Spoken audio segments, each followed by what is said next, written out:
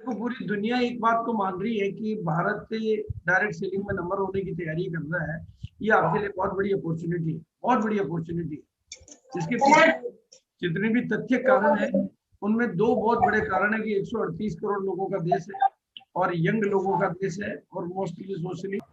अभी जो सबसे बड़ी बात है कि जहां पूरी दुनिया में इस बात की चर्चा हो रही है कि भारत की ग्रोथ रेट को देखते हुए, भारत की परिस्थितियों को देखते हुए कि भारत नंबर वन बनने वाला है। और हम लोग 20 साल से एक पैटर्न से काम करने के आदी हो चुके हैं। 20 साल बहुत बड़ा पीरियड होता है किसी भी हैबिट के डेवलप होने में। और अब हमें मतलब अपने माइंड सेट को बदल के थोड़ा सा माइंड सेट को प्रोफेशनल की तरफ ले जाना चाहिए। अपने दायरे से बाहर निकलने के लिए हमें काम करना चाहिए।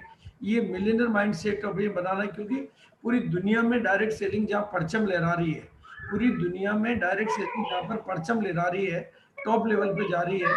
जो बात मैं कहना चाह रहा हूँ कि पूरी दुनिया में जहाँ पर डायरेक्ट सेलिंग परचम लहरा रही है आज की तारीख में, उनको पिछाड़ने की बातें भारत में होने लगी है, उनको से ऊपर जाने की बातें भारत में होने लगी है।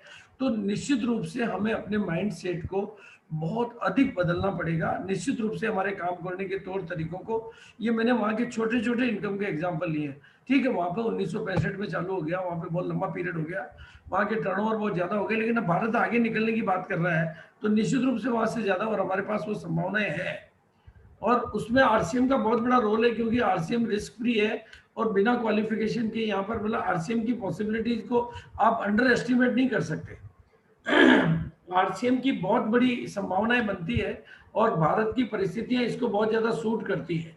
मतलब अगर भारत की मानसिकता को लेकर, भारत की परिस्थितियों को लेकर, भारत की वस्तुस्थिति को लेकर कोई बिजनेस डिजाइन है तो उस बिजनेस का नाम है आरसीएम बिजनेस। आप अगर कंप्लीट इंडिया को समझेंगे तो इंडिया के लिए बना हुआ बिजनेस है भारत। और जब भारत नंबर वन होता है तो आरसीएम नंबर वन होता है। उसके पीछे उसकी प्रोडक्ट की कैटेगरी, उसका अपना मैन्युफैक्चरिंग का पूरा बहुत बड़ा इतना बड़ा सेटअप, मतलब इतना बड़ा सेटअप किसी डायरेक्ट सेलिंग के पास नहीं है। उसके वेंडर्स का मतलब 20 साल में कंपनी की जो फाउंडेशन है, अगर आप एक एक चीज में थोड़ी सी बारीकी से निगाह डालेंगे, चाहे वो डिलीवरी सिस्टम हो, चाहे मैनेजमेंट हो, चाहे इंफ्रास्ट्रक्चर हो, चाहे ऑफिस स्पेक्ट्रम हो, चाहे कुछ भी हो, एवरीबडी एवरीबडी एवरीथिंग को बहुत बारीकी में आप जाएंगे तो आरसीएम ने 20 सालों में ऐसा आधार तैयार किया है कि आप अपनी कामयाबी की इमारत को कितना भी ऊंचा ले जा सकते हैं। और फिर भी कंपनी रुकी नहीं है, कंपनी अभी भी नई नई योजनाएं बना रही है, नए नए डिपो खोल रही है, नए नए विजन बना रही है। और कंपनी के पास में ऐसा एक्सपीरियंस है जो एक दुनिया में लीड करने की ताकत इसलिए रखता है कि बाकी की कंपनियां ट्रेडिशनल मार्केट की समझ नहीं रखती है, इसलिए वो केवल नेटवर्क मार्केटिंग के, लेकिन ट्रेडिशनल मार्केट की समझ रखने की वजह से भारत के उस बहुत बड़े हिस्से को कवर करने की, बस अब हम सबको मिलकर सबसे पहला जो काम करने की जरूरत है, हमारे सॉफ्टवेयर को जो 2G का बना हुआ है उसको 4G में कन्वर्ट करने की बहुत जरूरत है। सोच को छोटी से बहुत बड़ी करने की जरूरत है। दो शब्दावली मैं आज आपको दे रहा हूं, दो शब्दावली मैं आपको दे रहा हूं। बिल्कुल वो शब्दावली शायद कहीं डिक्शनरी में है या नहीं मुझे पता नहीं। अब दो तरह के अपलाइन मिलेंगे आपको, अपग्रेडेड अपलाइन और आउटडेटेड अपलाइन। अपग्रेडेड अपलाइन जो समय के साथ अपने को हर मामले में अपग्रेड कर लेगा वो अपग्रेडेड अपलाइन कहलाएगा।